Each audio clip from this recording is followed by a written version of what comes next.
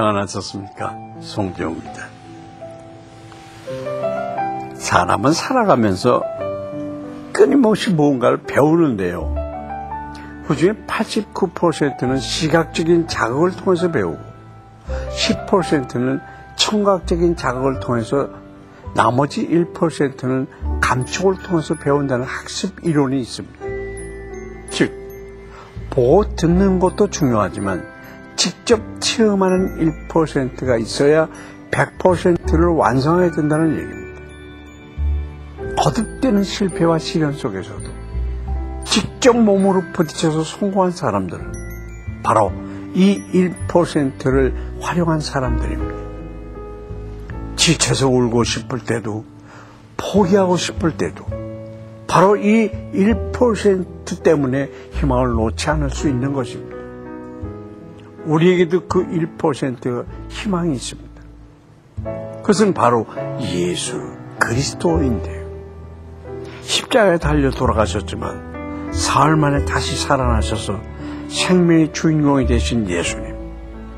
사방이 막힌 것 같고 앞이 보이지 않는다고 할지라도 1% 희망 되시는 예수님을 체험한다면 우리의 삶은 100% 완성된 삶이 될 것입니다. 오늘 본문에서 이스라엘 백성들은 계속되는 비방과 참소로 지쳐 있었습니다. 희망이 사라져버린 것입니다. 그러나 하나님을 체험한 한 사람, 그 사람으로 인해 상황은 역전되고 있습니다.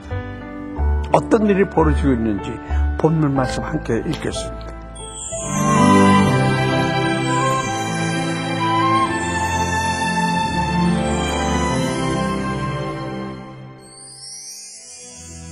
오늘 보실 말씀은 에스라 4장 17절부터 24절까지입니다. 왕이 방백 루훔과 서기관 심세와 사마리아에 거주하는 그들 동관들과 강 건너편 다른 땅 백성에게 조서를 내리니 일러스되 너희는 평안할지어다. 너희가 올린 글을 내 앞에서 낭독시키고 명령하여 살펴보니 과연 이 성읍이 예로부터 왕들을 거역하며 그 중에서 항상 패역하고 반역하는 일을 행하였으며 예적에는 예루살렘을 다스리는 큰 군왕들이 있어서 강 건너편 모든 땅이 그들에게 조공과 관세와 통행세를 다 바쳤도다.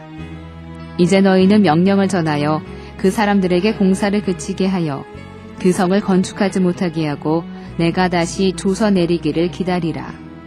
너희는 삼가서 이 일에 게으르지 말라. 어찌하여 화를 더하여 왕들에게 손해가 되게 하랴 하였더라. 아닥사스다 왕의 조서 초본이 르훔과 서기관 심세와 그의 동료 앞에서 낭독되매 그들이 예루살렘으로 급히 가서 유다 사람들을 보고 권력으로 억제하여 그 공사를 그치게 하니 이에 예루살렘에서 하나님의 성전 공사가 바사왕 다리오 제2년까지 중단되니라. 예루살렘 성읍 건축을 방해하려는 사마리아인들의 참소가 계속되자 페르시아 왕은 판단력이 흔들리게 됩니다. 왕은 선입견을 가지게 됐고 사마리아인의 과장된 고발을 사실로 받아들이게 된 것입니다.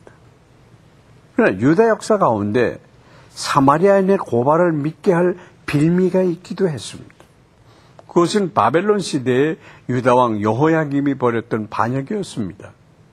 당시 예레미야 선지자는 인간적인 욕심에 의한 여호야김의 반역을 강력히 반대했었습니다. 결국 그 반역으로 유다 왕국은 큰 피해를 입었고 후대에도 이렇게 어려움을 겪게 된 것입니다. 페르시아 왕 아닥사스다가 반역을 걱정한 이유가 또 있었는데요. 그것은 이스라엘이 과거 유프라데스 강 서쪽에 거의 전역을 다스린 강대한 나라였다는 점입니다. 이것은 다윗과 솔로몬 시대를 말하는 것입니다. 이스라엘은 약소국으로 전락해 있었지만 사실 열방을 긴장시킬 만큼 엄청난 유산을 가진 민족이었습니다. 여러 가지로 볼 때 반역에 대한 우려가 앞선 페르시아 왕은 공사 중단을 명령했고 신이 난 대적들은 공사를 중지시킬 뿐 아니라 성벽을 파괴하고 성문들을 불태우기까지 했습니다. 한편 대적들이 이스라엘을 반역으로 계속 몰아가는 것은 페르시아가 여러 민족을 다스려야 하는 대제국이었기에 반역에 대해서는 절대 용서가 없었기 때문입니다. 사탄은 로마 제국 시대에도 예수님을 죽이기 위해서 그분을 반역자로 몰고 갔습니다. 그리고 오늘도 사탄은 그럴싸한 참소로 우리의 가장 연약한 부분을 집중적으로 공격하고 있습니다. 나에게는 사탄에게 참소의 빌미를 제공하는 불순종이나 연약함이 없는지 돌아봐야 하겠습니다. 페르시아 왕 아닥사스다의 이 강경한 대응은 그 후 어떤 결과를 낳았을까요? 과연 대적들의 모함이 승리하여 그들의 뜻대로 예루살렘을 무너뜨릴 수 있었을까요? 일단 성벽 공사는 2년 동안 중단됐습니다. 그러나 하나님의 일은 결코 방해받을 수가 없었습니다. 이 일을 위해서 하나님께서 준비하신 무기는 하나님의 사람 에스라입니다. 에스라는 이스라엘을 핍박했던 아닥사스다 왕의 전폭적인 신뢰를 받게 되며 그를 통해 아닥사스다는 여호와 하나님에 대한 경외심으로 가득 차게 됐습니다. 그리고 마침내 성벽 공사는 왕의 전폭적인 지원 가운데 완성됩니다. 이렇게 신실한 하나님의 사람은 사탄의 모든 거짓 비방을 무력하게 만듭니다. 여러분은 어떻습니까? 사탄의 참소를 무력하게 만드는 신실한 사람이 되기를 열망하십니까? 그렇다면 말씀의 진리 위에 서야 합니다. 그리고 마음과 뜻과 생각을 다하여 하나님을 사랑해야 합니다. 오늘 함께 하신 모든 분이 하나님의 신실한 사람이 되기를 축복합니다.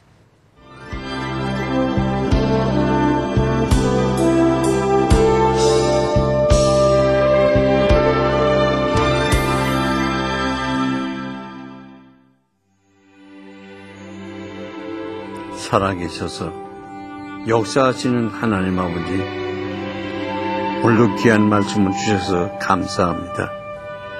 사탄은 끊임없이 우리의 약함을 참소하며 넘어뜨리려고 하고 있습니다. 때로는 이런 나의 연약함이 주님 앞에 부끄러울 때도 많습니다. 그러나 하나님께서 기도를 들으시며 연약함을 감싸주시는 분임을 믿습니다. 우리가 주님을 경배하며 주님께 의지하오니 당신을 경외하는 자를 회복시키시고 승리하게 해 주시옵소서. 억울한 일을 당하여 슬픈 사람이 있습니까? 주님께서 보호해 주시고 건져 주시길 간구합니다. 살아계신 우리 주 예수의 이름으로 기도드립니다. 아멘. 예루살렘 서쪽 교회의 메시아닉 유대인들은 기독교 신앙 때문에 계속해서 핍박을 받고 있습니다. 그런데 최근 성도들의 명단과 신상 정보가 전단지로 제작되어 배포되는 일이 발생했습니다. 아하바트 예수아 교회의 아쉐르 목사는 이번 신상 공개에 대해서 이 지역에서 우리를 쫓아내려는 목적으로 여겨진다고 말했습니다.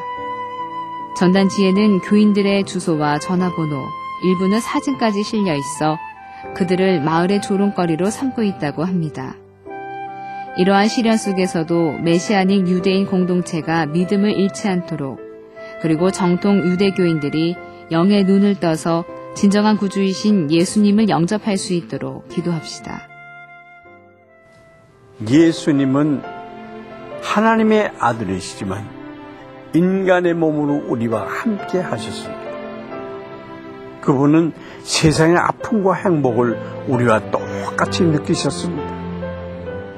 겟세마네 동산에서 십자가의 고통을 피할 수 있으면 피할 수 있게 해달라고 기도하시기도 했습니다. 혼자라는 생각에 외로우신가요? 삶에 다가온 문제 때문에 두려우신가요? 예수님도 들어와 하셨습니다. 예수님도 똑같이 시험을 받으셨습니다. 그러나 예수님은 하나님을 신뢰했고 어려움이 있을 때마다 기도하셨습니다. 여러분도 담대하게 기도하십시오. 우리의 모든 것을 아시는 예수님께서 여러분의 기도를 듣고 여러분을 도우실 것입니다. 기도로 승리하는 하루 되시길 바라면서 송우의 큐티 동행 여기서 마치겠습니다. 감사합니다.